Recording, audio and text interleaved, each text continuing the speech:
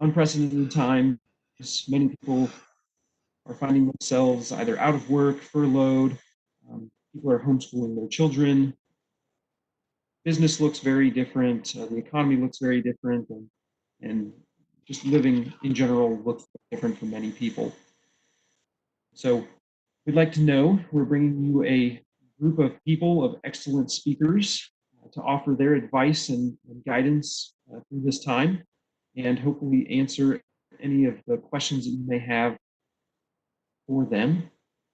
So to kick it off, Tony is a fellow engineer. He's a K-State electrical engineering graduate. He's the founder of the Strategic Impact Group. He has a plethora of experience in aerospace, HR, industry, and went on, of course, to found his HR consulting group and has many very cool clients. We released his bio there for reference in the invitation, so feel free to look over that. Tony, I'll hand it over to you to introduce yourself and kick off your presentation.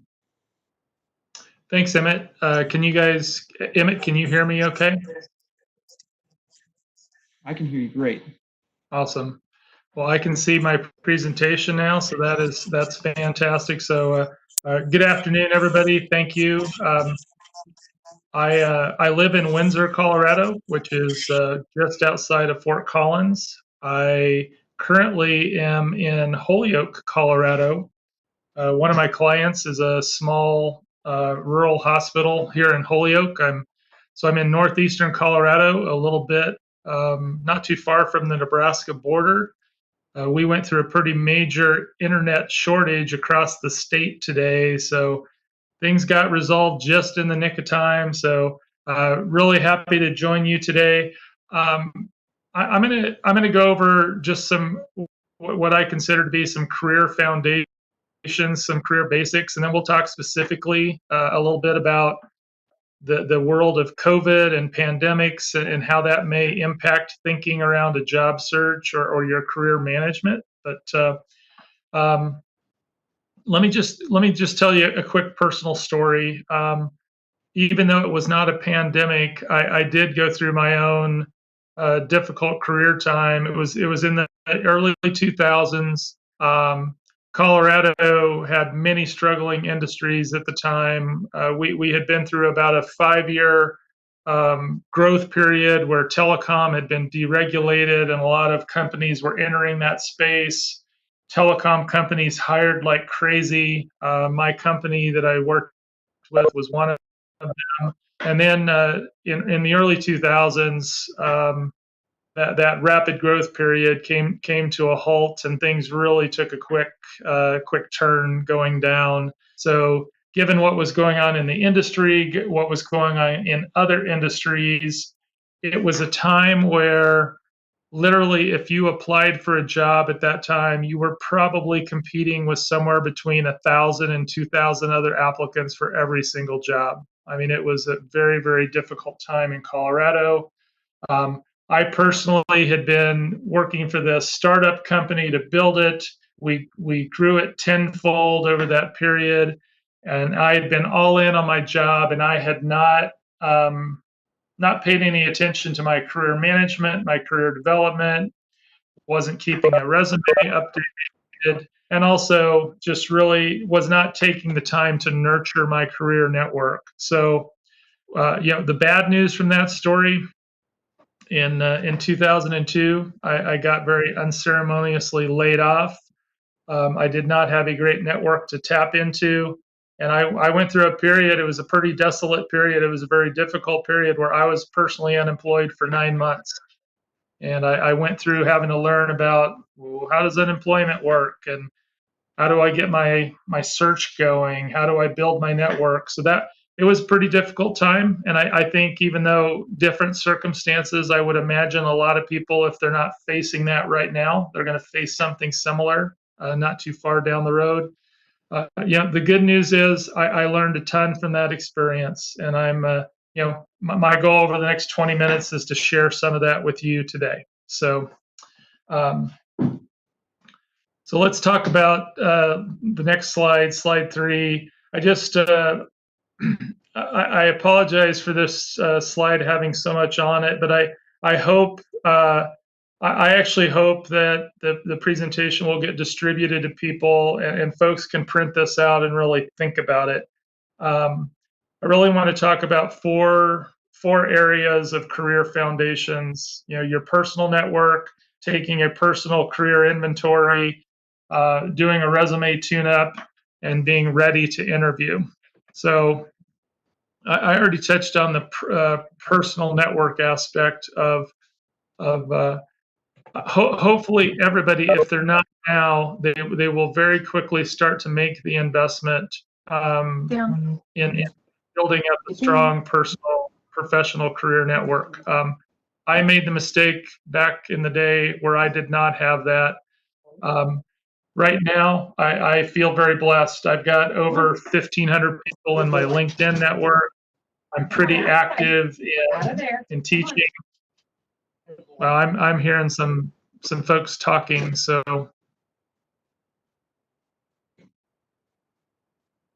yeah, thank you for muting. So just really, I can't encourage you enough. And I'm gonna say this a couple times. If you are engaging in a career search, you really should be spending at least 80% of your time building and nurturing your network. Like most of you, all of you, you know, I have an engineering background. My inclination a lot of times is I just want to sit back. I'm comfortable with my computer. I want to do online research. I want to respond to job postings. That's probably more my wired comfort zone. But what I really learned is you need to be spending time building relationships and connecting with people. So I'm going to say it again. Over 80% of your time should be spent building your network. Some key questions you can ask yourself, really, to be honest with how strong your network is. Are you spending time nurturing relationships, or were you like me, where you heads down in your job? Are you active on LinkedIn? Are you sharing things that are relevant on LinkedIn? Are you sharing personal lessons on LinkedIn? Do you even respond to LinkedIn requests when people reach out to you?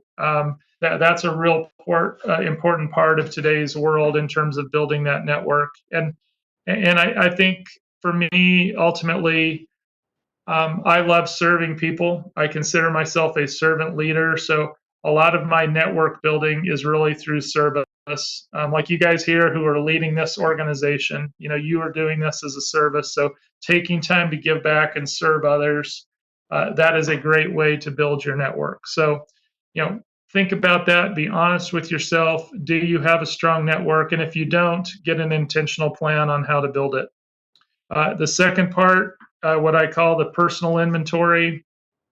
And oh, by the way, as you look at some of these questions, I think most of these questions will also help prepare you for future interviews, because we've probably all been through interviews where somebody asks you questions in the vein of, hey, well, what do you consider to be your personal mission or your personal mission statement? What values are important to you? How do others describe you, i.e., what is your personal brand? What are your key gifts? What are your career goals for the next 5 to 10 years? These are all things when you're grinding it out day to day, and you're not taking time to intentionally develop your career, manage your career.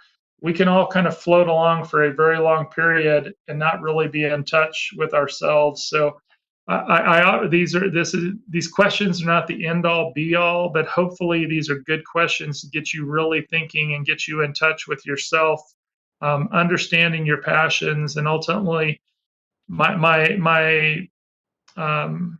my belief is that if you have clear answers to these types of questions and you know yourself better, when you get into the point of representing yourself during an interview or even a networking setting, you're just going to represent yourself much better. You're going to increase your chances for success, whatever that looks like, whether it's building your network or getting the job.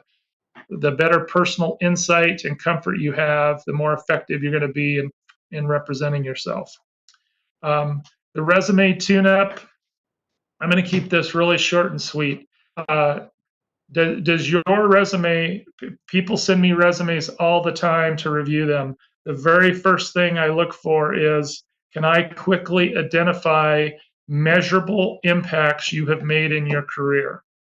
Whether it was efficiency improvements, cost savings, revenue growth, whatever it is, my first pass through a resume, I'm looking for numbers. I'm looking for quantifiable things that tell me your story on how you bring value to the business. If you give me a resume that just has a list of duties, that is not a good resume. So, review your resume through the eyes of, do I tell a quantifiable, impactful story by how I'm describing my journey? Is your journey clear? Can I take it from the point of your college completion through to where you're at today? Can I follow that path, or do I have to decipher it like a puzzle? Don't make it a puzzle. And then lastly, make sure your resume is error free.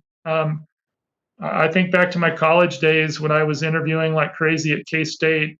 Coming out when I did at K State, double E's were hot. I had a lot of interviews. I was horrified 2 months later to see that I had a typo that had been on every single one of my resumes going out. And it may not ultimately be the showstopper, but think about it like this.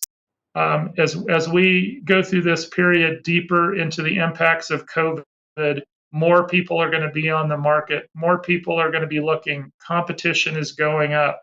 Things like simply having a mistake on your resume may ultimately get you booted from the process and end up in the no pile. Um, so just some simple things to think about with resumes. Um, Interview preparedness, interview readiness. Practice, practice, practice. Are you comfortable doing interviews via phone?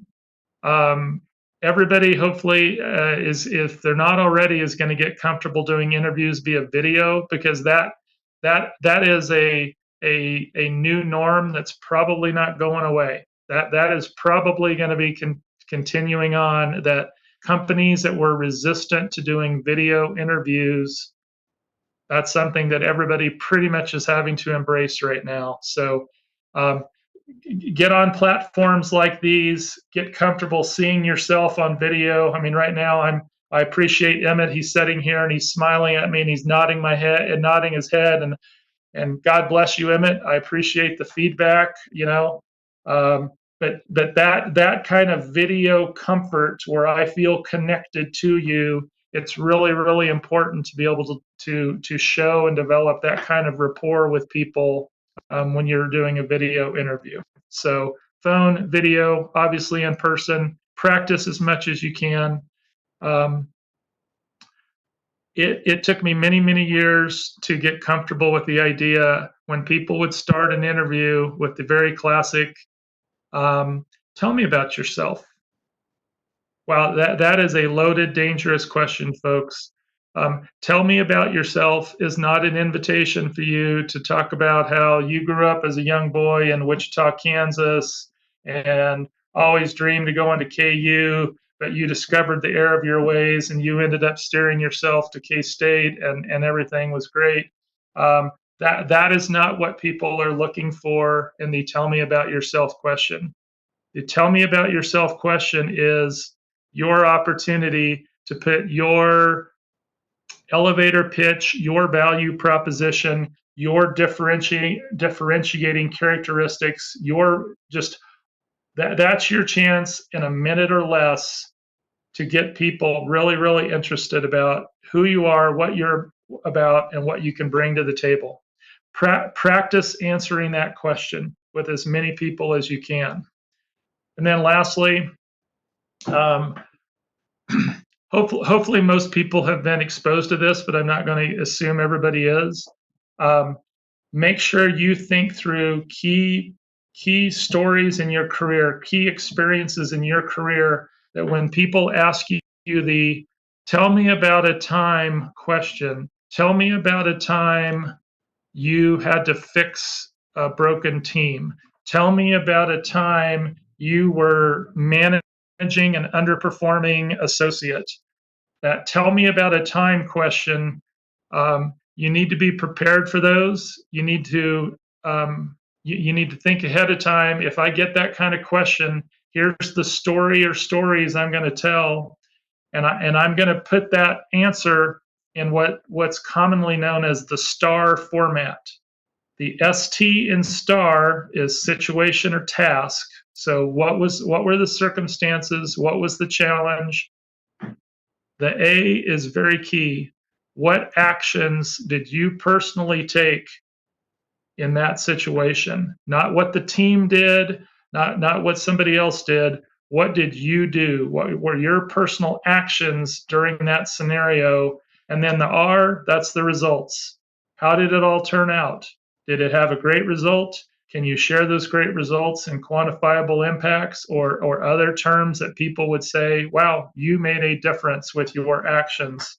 Uh, and you know, sometimes it's okay to share results that didn't come out so swimmingly, because the great follow on to that is, yeah, you know, we weren't able to save the company. We ended up going into bankruptcy. But here's what I learned from that. Here's what I would do differently. So, um, just a few hopefully thought-provoking questions to get you thinking about your career in terms of the strength of your network, knowing yourself, having your resume ready to go, and then really being practiced up to do great interviews.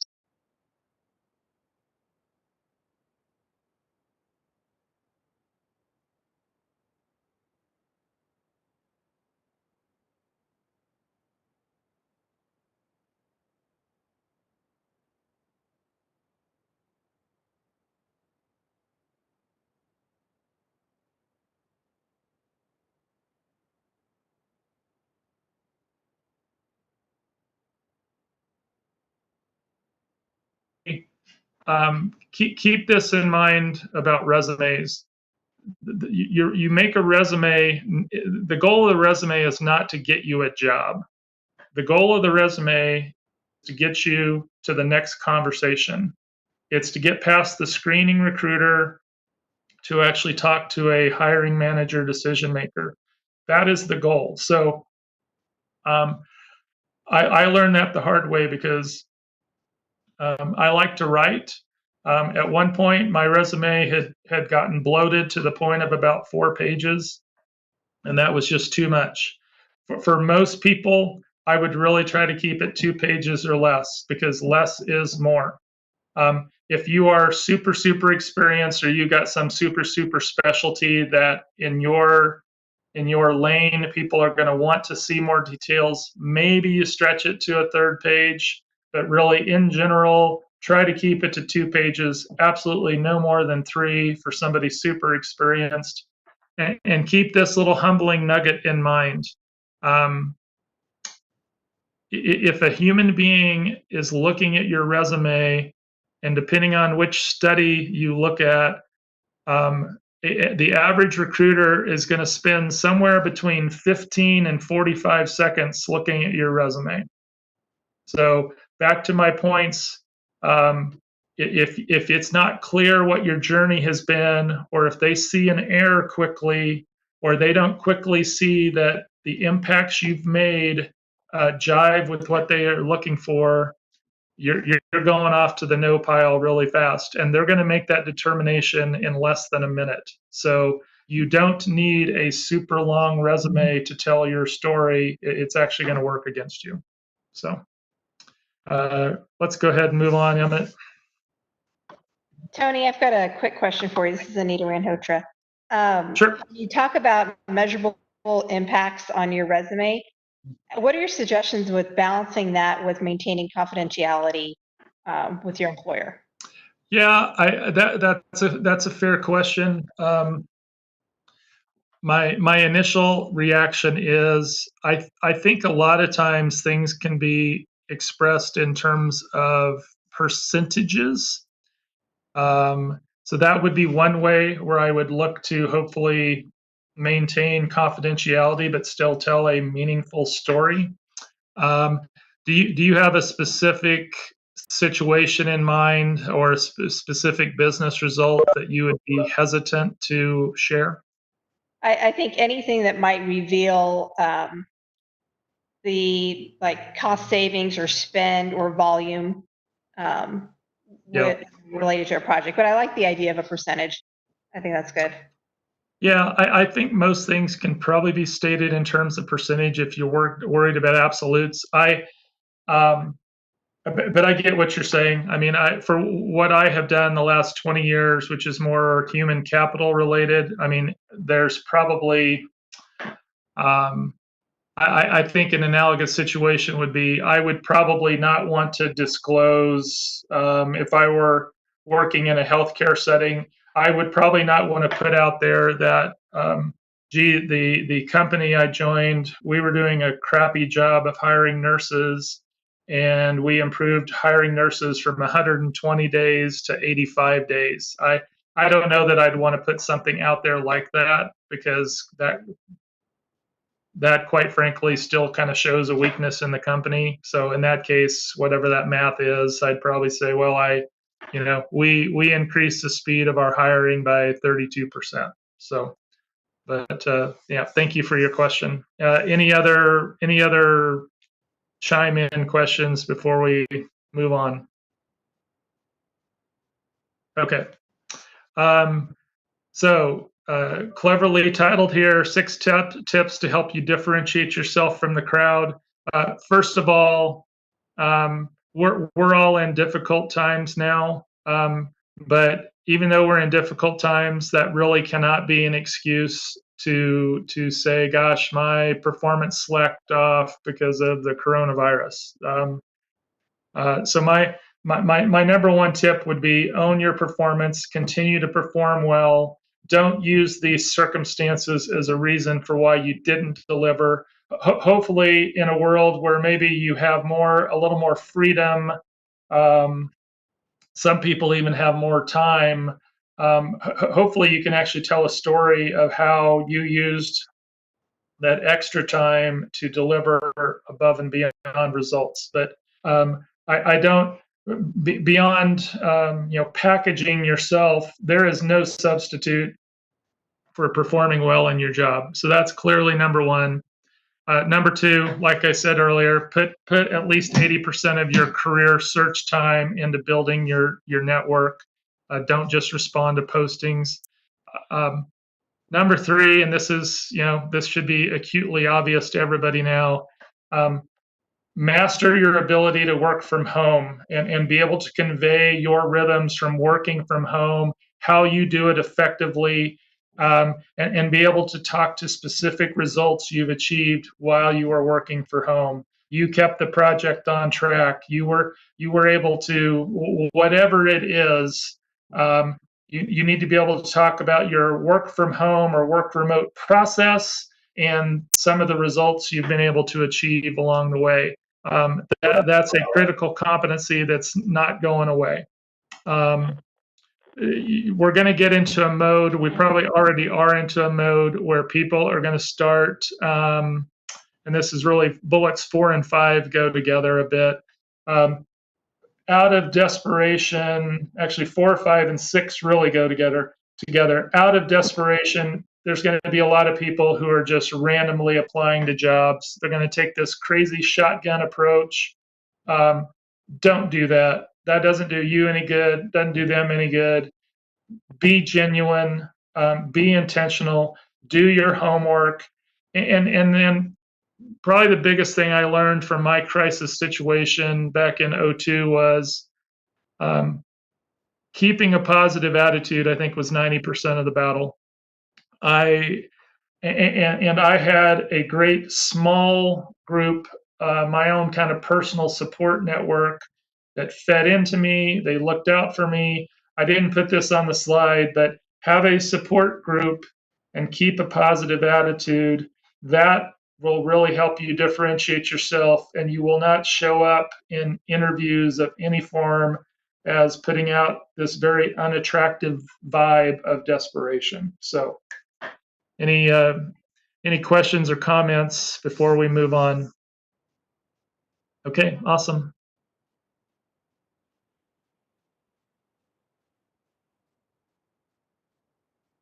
Next slide, please.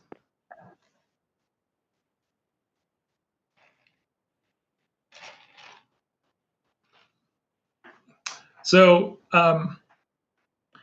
I didn't know how it would go over with the group, so I'll say it versus putting on a slide. My running joke the last 2 months has been furlough is the new F word. So forgive me if that offended anybody. I just it's like I so I've been in HR coming up on 25 years, and if you had asked me 3 months ago, what do you know about furloughs? I would have said, well, not very much.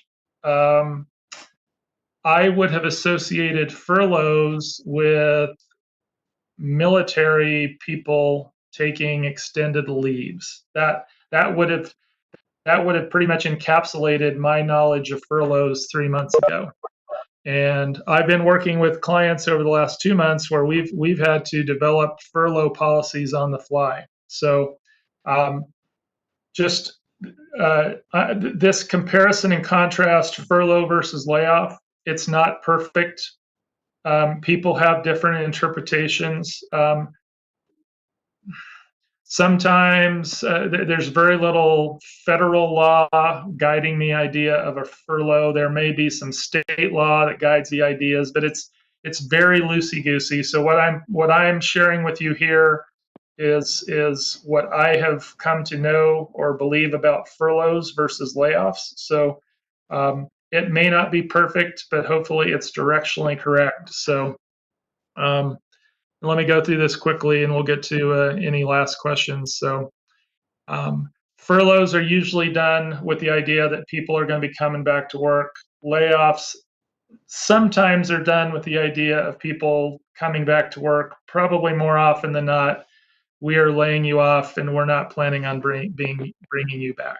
I have personally been laid off twice, and both times I was laid off, there was really no intent for me to come back. So obviously timing wise, furloughs typically are less than a year, usually actually just a few months. I think normally a layoff is longer or forever.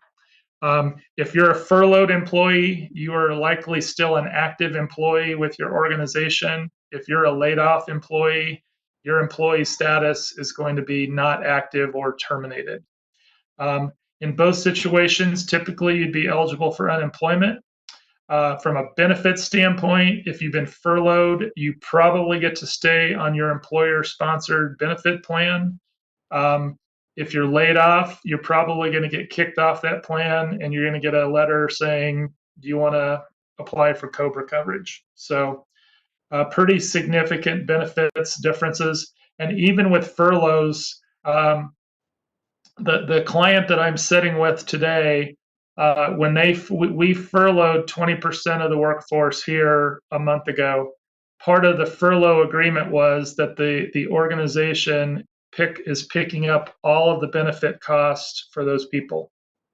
And that's pretty unusual, but they chose to do that. So there's a lot of variability when it comes to furloughed employees and benefits.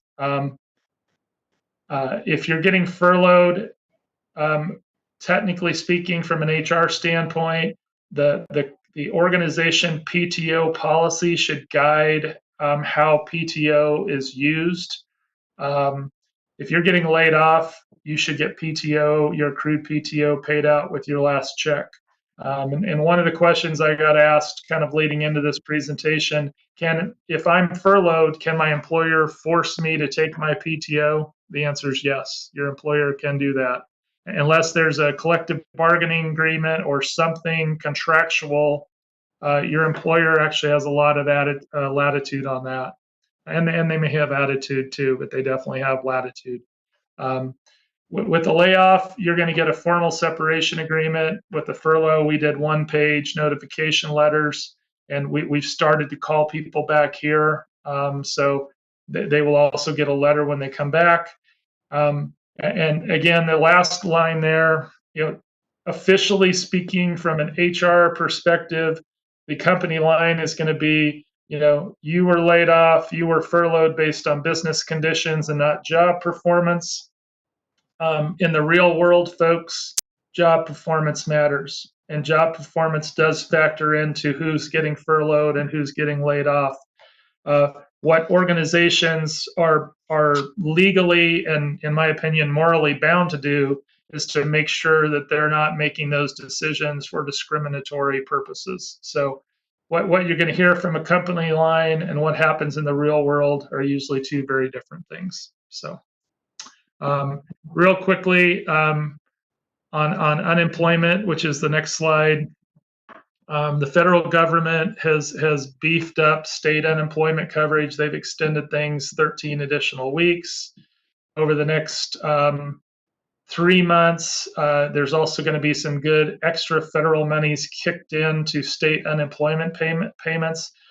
On that second bullet, to give you a little bit of perspective, here in Colorado, my understanding is the way the math works, if you were making up to 50, maybe even $60,000 a year in Colorado, with the special CARES Act additions to unemployment, if you file for unemployment, you will be kept whole.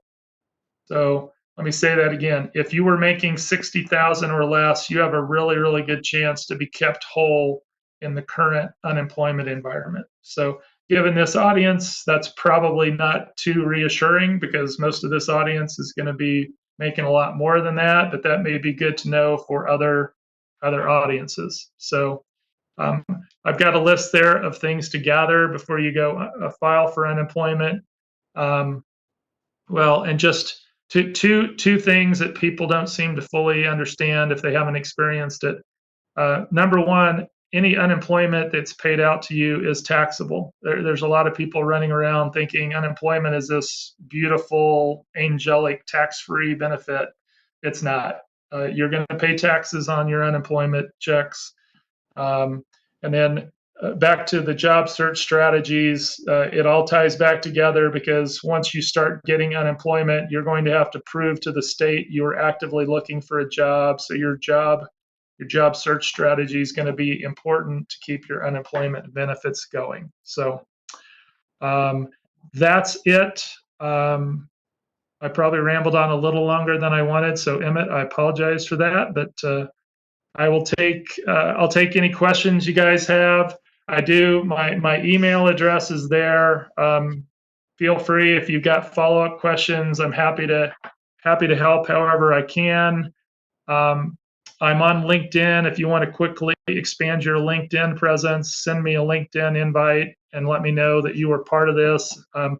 Give me some context because I don't accept invites from everybody. If you say, hey, I was on the presentation with you today for the industrial and system engineers, I will accept your invite. So, but what questions or clarification can I give before we wrap up my part?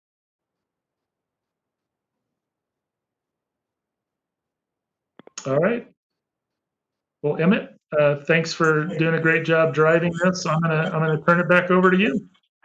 Absolutely. Thank you so much, Tony. I want to offer a round of applause from everybody on the call, and for need to unmute everybody, but thank you so much for joining us and giving us some insights there on the HR side of, well, what should we do? How should we prepare and be ready for not just here in this crisis, but forward in general? Because I think that this is really going to change the culture of the workplace considerably across the country and across the world, most likely. So, lots of changes coming, and I think that you gave us some great insights on how to prepare for this.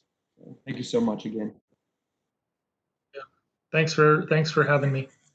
Absolutely. All right.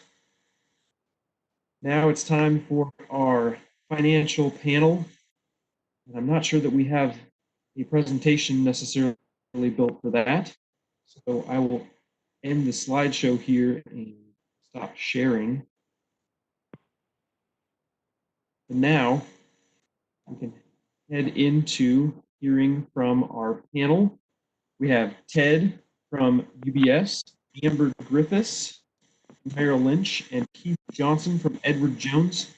Would you, Ted, would you like to introduce yourself and let us know what you're gonna give us some insights here on today?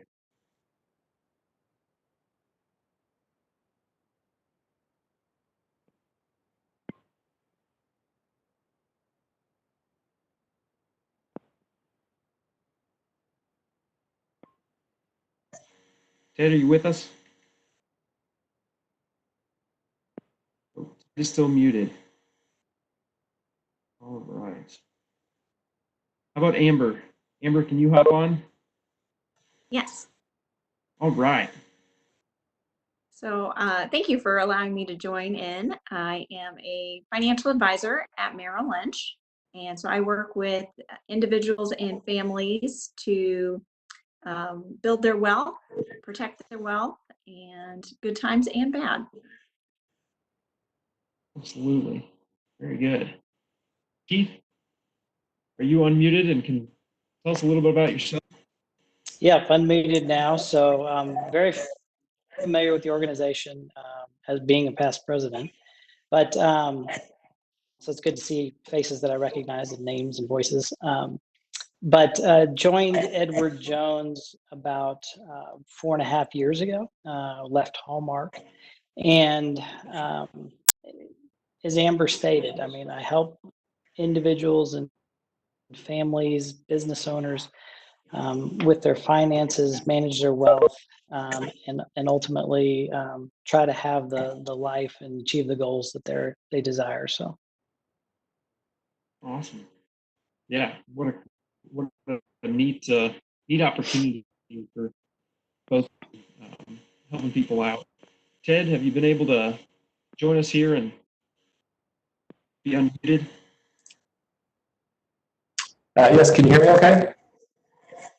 There we go. There's Ted. All right. Great.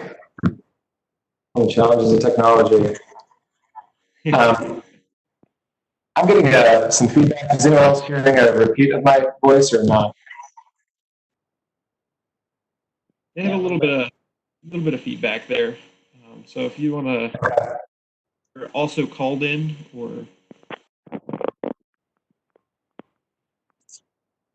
Well, let me try here, and if it doesn't work well, I can stop. absolutely. My name is Ted Chartier. I'm a Senior Vice President at UBS Financial Services in Leawood, Kansas. Looks like there still is a slight echo.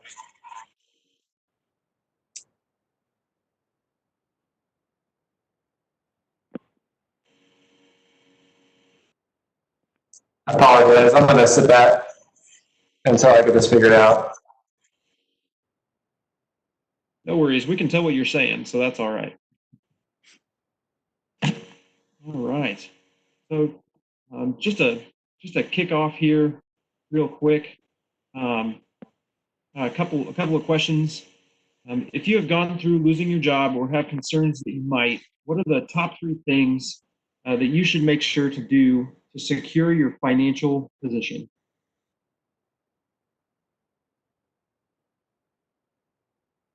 I can jump in if you'd like. Sure. I think the first thing to do is take inventory. And when I mean that, that's everything from taking inventory of your expenses, whether that's through a traditional budgeting app or going old school and just writing out all your expenses, but just really having a good understanding of what are your core expenses. Are there things in the midst of a hardship that you could do without? So I've had clients say, I don't really need my HBO package. It's not a core lifestyle thing. I could get rid of it, but I sure need to pay the rent or the mortgage.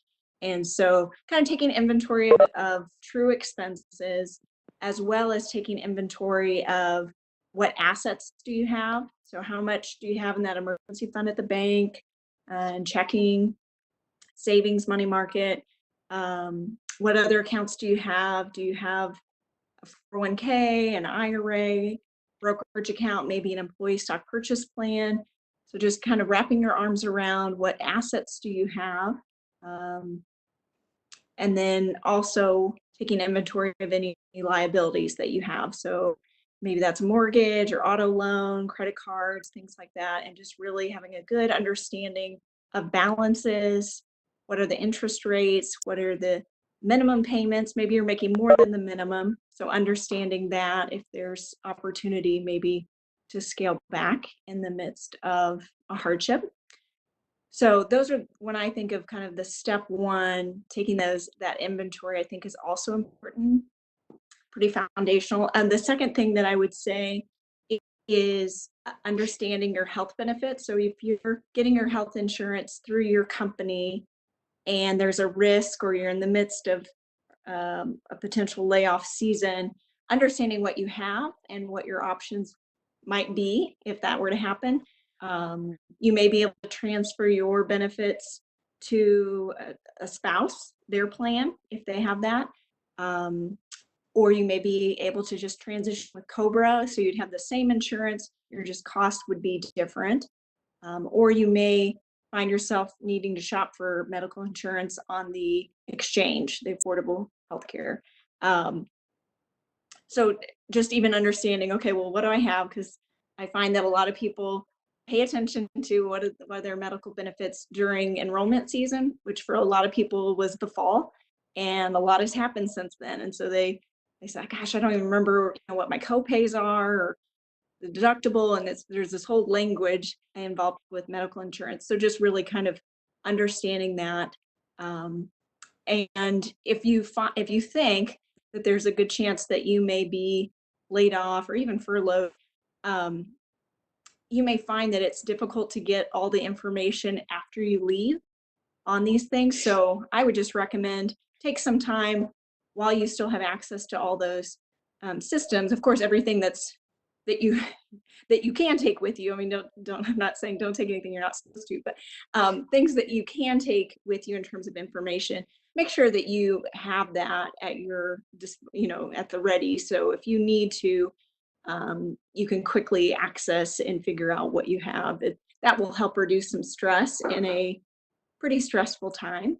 So I would say that those are some of my top tips. And then Tony actually already covered on kind of like, then the next phase is if you really are in a position where you've been laid off, some of the next steps would then be, brushing up the resume and LinkedIn and applying for unemployment. So he already kind of covered what I would say is kind of then the next phase. So those are, I would say, the basics. Absolutely. Very nice. Very nice. Ted, Keith, anything to add to those? Do you have any different top threes or what you would do differently? So I would say Amber covered it really well. The things I would say is initially don't panic. Your situation did change overnight, but you need to do that. Take a breath and look back and see what do I have? Did I have an emergency fund established? And what's in there? How long are those finances going to last me? And think about other things, that with the CARES Act that was passed, there is mortgage forgiveness right now, or at least, I shouldn't say forgiveness, deferral is an option, so lenders are to be working with, mortgage holders to help them get through this situation. Same with student loans. And so there's options out there for people to help with some of those things, even the credit card companies. I mean, if you have revolving debt like that, lenders will work with you to potentially lower interest rates or come up with payment plans that are more affordable. So those are definitely all options, along with cutting costs that you may have.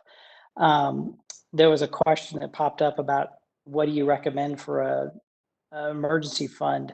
So we like to tell our clients that the minimum you want to have 3 months, better 6 months, and best 9 to 12 months. And that varies for everybody, but if you can at least have, you can be in a really good shape if you have 6 months worth of covering your necessary expenses.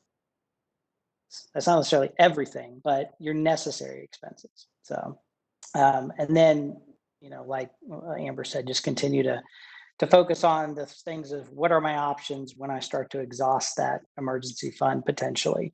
Can I look at home equity? Can I look at a loan from my 401k plan if it got to that point? Hopefully you find work before that. Absolutely. Continuing on that question, it's, does that change if you were in a 2-income family or a 1-income family? Are you looking at an emergency fund for the whole household? So I would say yes. I mean, you need to look at what is the lifestyle that you are trying to support, and you need to plan for that. So if you were both to lose your jobs, what does that look like? If one of you were to lose your job, I mean, you can kind of, usually unless you're both at the same company, you might have a little job diversification there where you're not necessarily both at risk, but that can happen where couples both lose their jobs at the same time. Factor in, that you most likely, especially in this type of situation, unemployment is available. But you also have to kind of consider sometimes that things happen and then you may not have unemployment. Maybe you're separated from the company for a reason that you may not agree with, but for whatever reason you get denied unemployment. And so think about, what if I didn't have that? And ultimately that's what you would want to have put aside. I would echo that especially there's also some career choices where income really fluctuates. I know I've got some clients that work in sales and their commissions can really vary depending on the year. And so we always plan for having a higher amount of cushion just because of the variability in their income. I agree with what he said. I agree as well. There's Ted. Ted, do you have any additional top threes? Sure. So one should always have that 3 to 6 month cushion for expenses that we just talked about.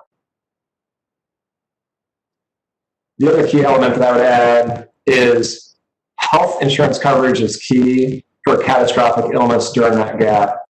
From the time you're furloughed or laid off, it's super critical that you understand what your coverage options are from your former employer, and if it's necessary to meet with a specialist to get some sort of coverage between employers, because you could find yourself in a great financial situation and able to stretch between those two employers, but then if something happens with your health and you're not covered in there, it could blow up your whole plan. So that's critical. Additionally, everyone should have a financial plan which lays out their short and long-term goals and a strategy on how to structure your financial situation to help achieve that future success. Absolutely. A common theme here is planning, right? Yeah. Knowing now before the crisis happens, or before the pandemic happens, or before the layoff, having this all prepared, and that many of us are engineers, and I know that we've had engineering economic analysis and maybe some other economic classes that might teach this, but really out here in the real world, there aren't a whole lot of reminders unless you have crises, right? Or you see other people going through crises, and something like this pandemic is really far and few between, depending on the industry you're in, right? So, what do you say to what motivates people, I guess, to be prepared, right? What would you do? What would you say for people to do so that they have a motivation or a drive or a reminder to have this plan and backup in place?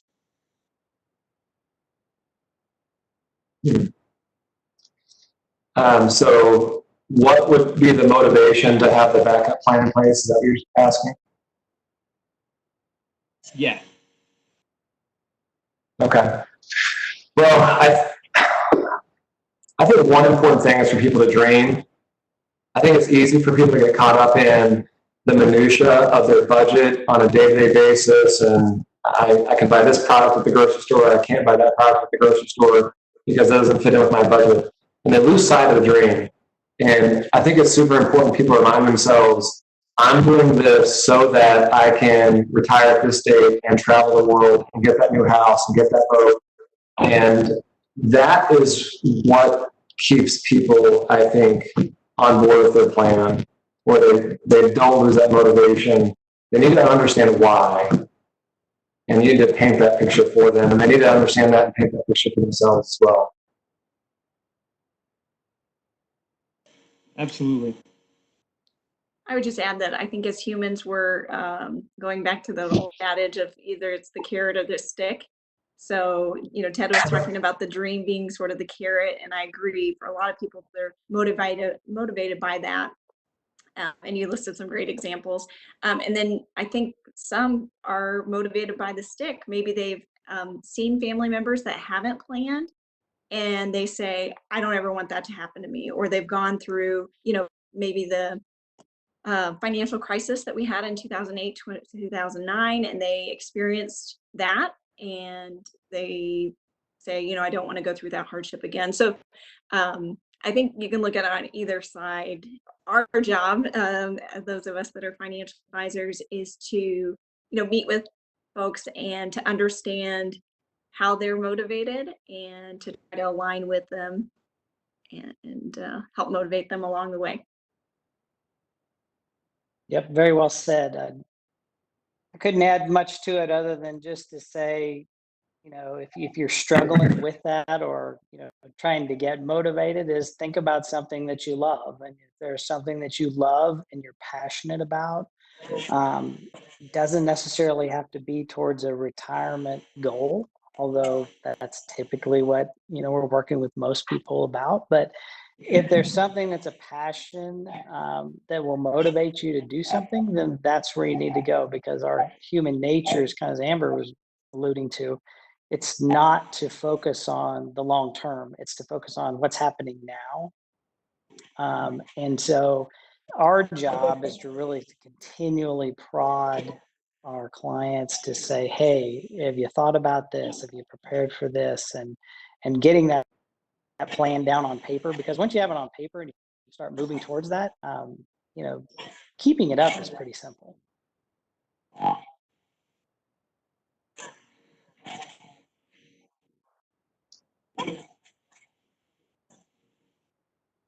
I'd agree with that. One thing I wanted to touch on, since there's a moment here, is the second question that I had listed was, knowing that not everyone's investment portfolio is the same, what advice would you give as they see a downturn in investments? And I think the most important thing when it comes to environments like this is to understand what your utility or use is for the money. So I started out as an advisor in 2002. I saw the end of the tech bubble bursting in the early 2000s. Had a fully developed book of clients during the banking collapse during the Great Recession about 13 years ago. And if you break down one's fundamental financial risk, it breaks down into the risk of that you need money to live on, but you don't have it, just at a very simple level. And so it's just critical that you invest within the context of your specific goals. And only your long-term investment should be in stocks, which makes the short-term fluctuations irrelevant if your short-term liquidity needs are taken care of from between your emergency fund, future employment, and the fixed income side of your portfolio. If it's done properly, you should view your stock side the same way you view your house during a downturn like this. So for anyone on the call that has a house, if you think in your mind for just a second what you think your fair market value in a normal environment for the house might be, and even though your real estate agent might tell you different right now, I would say that there's probably a good chance that if you tried to sell your house in the next 2 weeks, in this environment where demand is lower because people aren't out of their houses, you probably have to sell that house at maybe a 10 to 15, maybe 20% discount to what you would feel would be a more normal, fair value for it in a normal environment.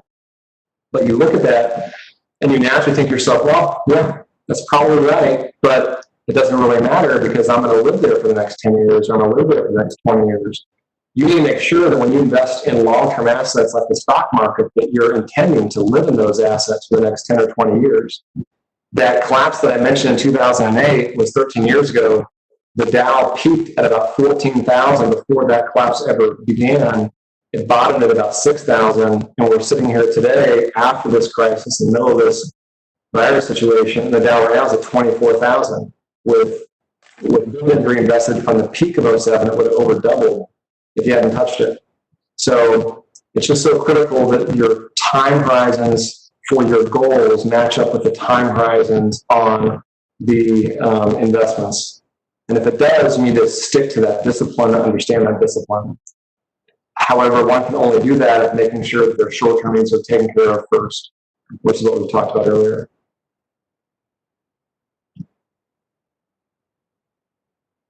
It looked like someone had a question earlier about where's a safe place to have your emergency fund, and so that I would recommend, checking, savings, money market be where you're pulling your emergency funds from.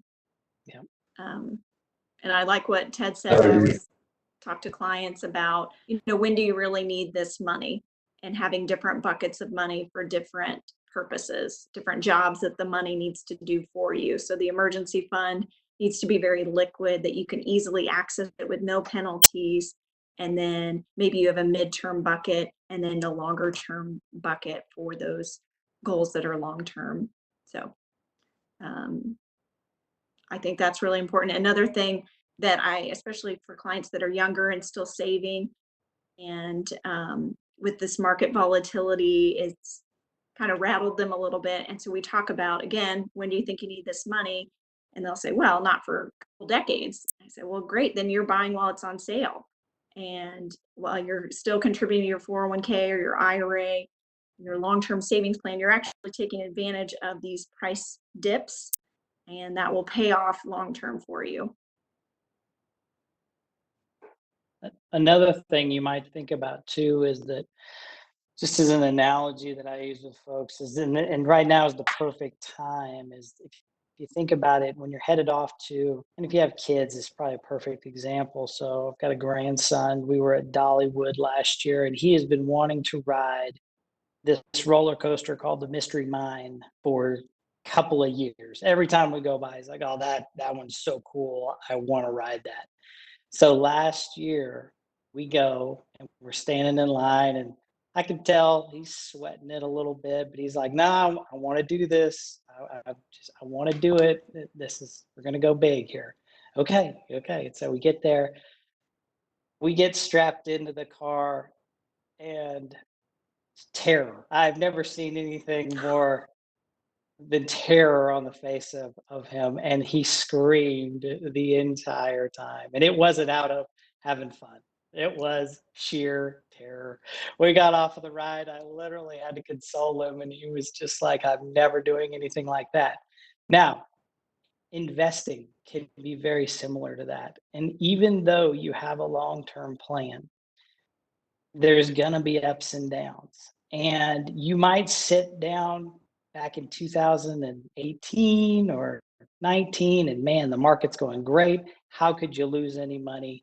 You just buy anything and it goes up. Well, it doesn't always work that way. And so you have to make sure that you take stock of the investments that I get into are appropriate, as Ted said and Amber said, for the utility or the use that I'm going for. But you also have to have the intestinal fortitude to stick to the plan through the ups and downs. If you don't, you will end up like a lot of individual investors that buy in at the peak and bail at the bottom.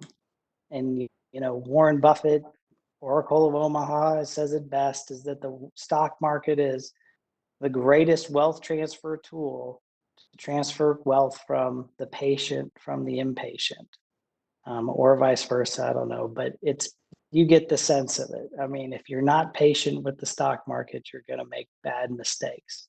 So that would just be the only other thing I'd add when it comes to that. How you should allocate is make sure that you're in something appropriate for your own comfort level.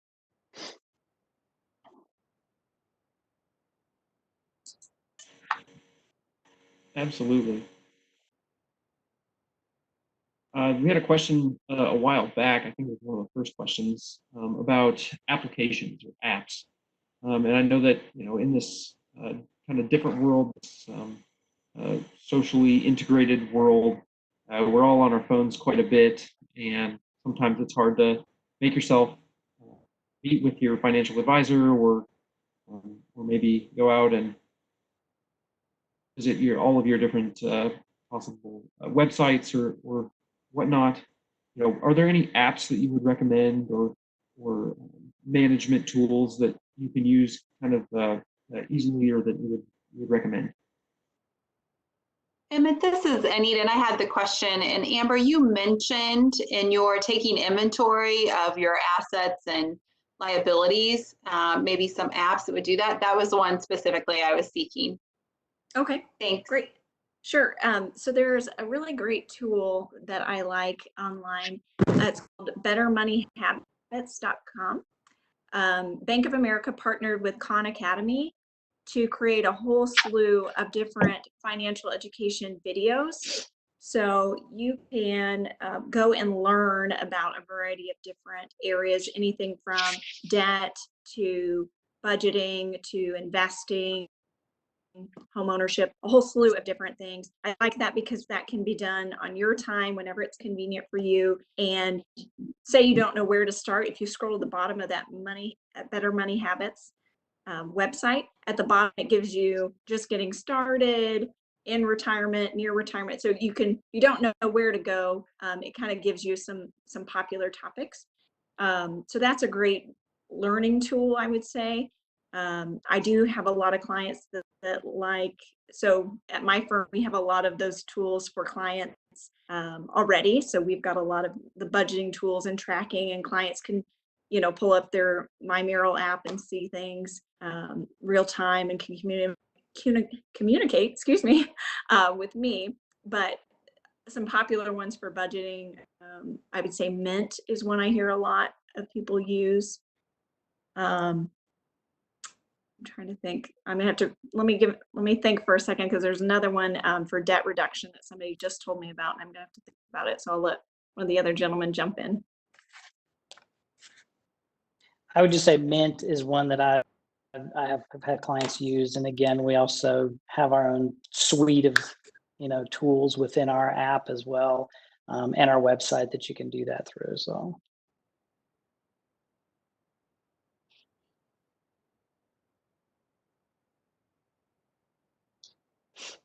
I would agree. The app that comes to mind the most is just our internal UBS app, so that's not a public app, regrettably. The one that I just had a client tell me about that she liked for debt reduction is Undebt It, UNDEBT.IT.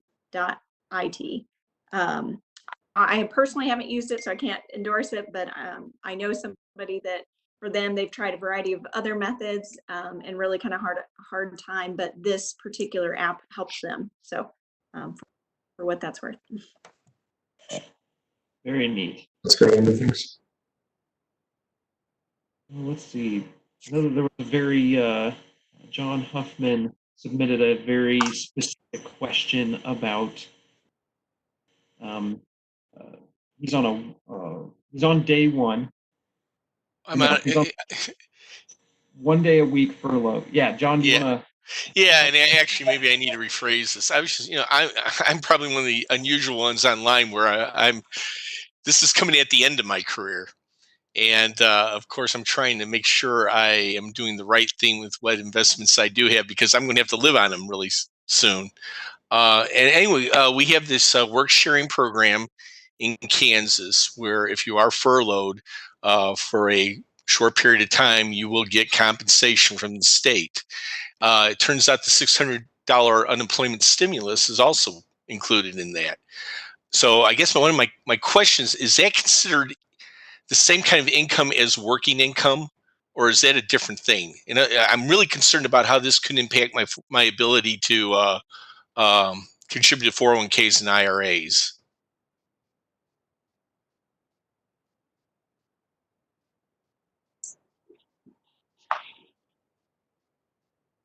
I personally would have to check the tax advisor on that one. I know a lot of taxes, but I'm more of a generalist on taxes. My suspicion is that it would not be considered earned income because you haven't earned it and therefore couldn't use it to contribute to a retirement plan. But I don't know that for a fact. I have to check the tax advisor on that. Okay, I was mainly wondering if that would impact the limits that you're allowed to earn in a year. Oh, for an IRA contribution, is that Yeah. you mean like phase out range? Right. Because for IRAs, there's certain, once you make over a certain amount, you're not eligible to contribute. I would second what Ted just said as far as double checking with the tax advisor. Okay, on, yeah. on that. Sorry. I have actually asked several, and I've gotten different answers. That's why I just thought maybe I'm kind of going by the majority right now on this. So. Gotcha. Well, a lot of those laws are so fluid just because of the situation. The government's adjusting things with the CARE Act and other things, and so just don't want to speak out of turn. So what would be your advice to, say, an older engineer right now who is in the home stretch? You know, what should I be doing as far as my investments go? Do I just let them sit now and hope for the best, or do I start protecting myself a lot more now? Well, there's a couple of things that, first, it's critical you have a financial plan set up that says exactly when you want to retire, what you want to spend, and that all the money you need to live on for the next 6 to 10 years is in fixed assets. Okay. If you have that in fixed assets, then it won't matter what's happening now. I mean, the market, this is a temporary environment. And at some points in time, the economy is going to turn back on. Whether it be like a light switch or like a volume knob that turns up over time, people are going to go back to work and they're not going to get home indefinitely. And you don't want to make temporary market value fluctuations permanent by selling them if they're in fact your long-term assets. So the balance is the key, and the balance is determined by what your needs are for withdrawals specifically. When you're going to start pulling from the assets, and at what rate are you going to start pulling from those assets? And you typically always want to have anywhere from a 5 to 7 year cushion at a minimum, if not longer, depending on your comfort level, in fixed assets. And we would treat that the same way we would treat it with the actual retiree who's already living on the money, which we would use this exact same strategy going back all the way through the Great Recession about 13 years ago.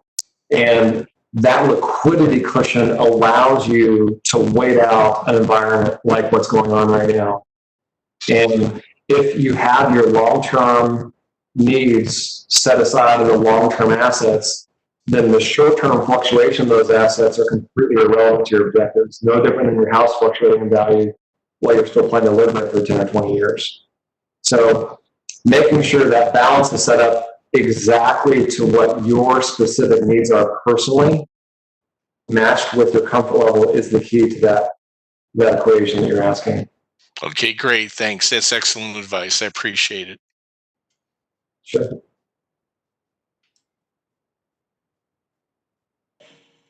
Absolutely. And referring to the phone lines, do we have anyone else with any further questions?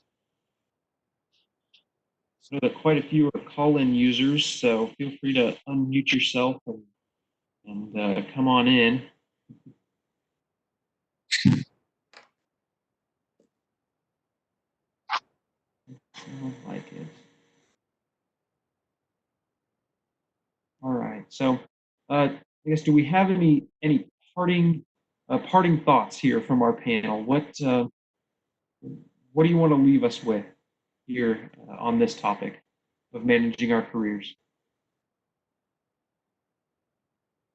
I would just say I would encourage individuals not to make permanent decisions right now if they don't have to. So if you're furloughed from your employer, they might very well want to bring you back on in a few months and be in that position to do so. And so until we get more clarity about the future and the timing of the economic turnaround, I would just encourage people not to make permanent decisions if at all possible.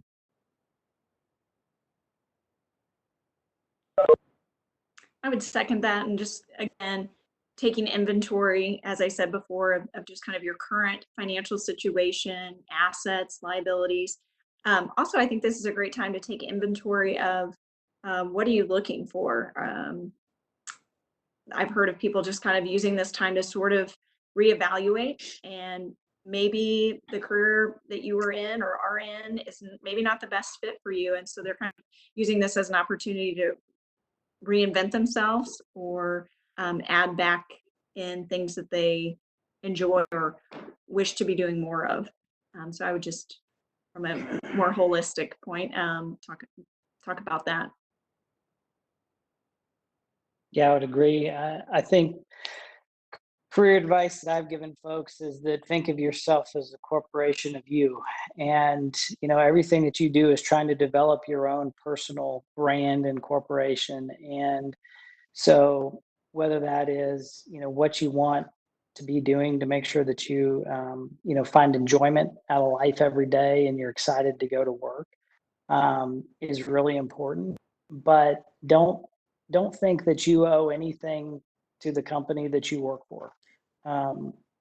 It's a cold world, and a lot of people are figuring that out right now. Coming out of a corporate world where you may not always agree with the decisions, or you have to make decisions that affect people's lives, those things are very difficult. And just make sure that you're managing your career and yourself so that ultimately you're trying to achieve your own personal goals. And so whether it's the financial plan or a personal plan of development for your career, focus on those things. Take that time to reflect and make sure that you're working towards that. And that'd be my advice. Absolutely. Well, thank you all for your insight and answering our questions, no matter how broad or specific they have been. I think that it's been great, and I think that you all have provided a great resource to us. And I know that our connections moving on from here will be fantastic. I hope that people are motivated to connect on LinkedIn and through other avenues and utilize each other as resources. I know that in this time of crisis and transition, we have to use our network more than ever. Just like Tony said, and was drilled in by our panel. It's to have a plan and have resources you can turn to. That's just completely invaluable. So I want to thank you all, and a virtual round of applause from all of us here at IISE of Kansas City and all of our guests here. So thank you so much. Thanks, Anna. Thank you, everyone. Thanks. I will send you off. We have been recording the presentation, so that will be routed and will be available for reference to those who may miss this presentation or want to refer to it later. So thank you all for joining in, and have a wonderful rest of the week.